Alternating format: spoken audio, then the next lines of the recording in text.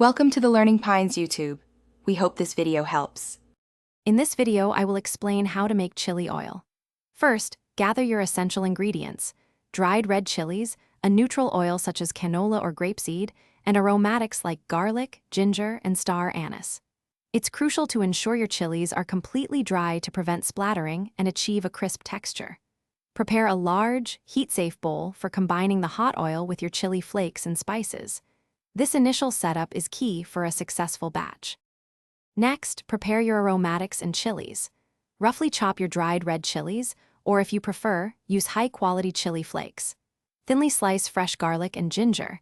These will infuse the oil with incredible depth. In a saucepan, heat about 2 cups of neutral oil to approximately 350 degrees Fahrenheit. This temperature is vital for extracting maximum flavor from your aromatics without burning them, creating a fragrant base for your chili oil. Now for the exciting part, combining everything. In your heat-safe bowl, place the prepared chili flakes, 1 tablespoon of toasted sesame seeds, and a pinch of salt. Carefully and slowly pour the hot, aromatic oil over these ingredients. You'll hear a satisfying sizzle as the oil begins to cook the chilies and spices. Stir gently to ensure everything is submerged. Let the mixture cool completely at room temperature, allowing the flavors to meld and deepen. Once cooled, your delicious homemade chili oil is ready to enjoy.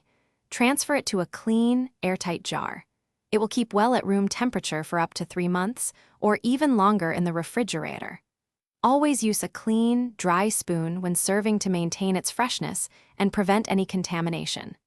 This versatile condiment is perfect for noodles, dumplings, or even eggs. Be sure to check the description for a link to the Echo Dot smart speaker and other great deals. Thanks for watching. Consider subscribing if we helped you.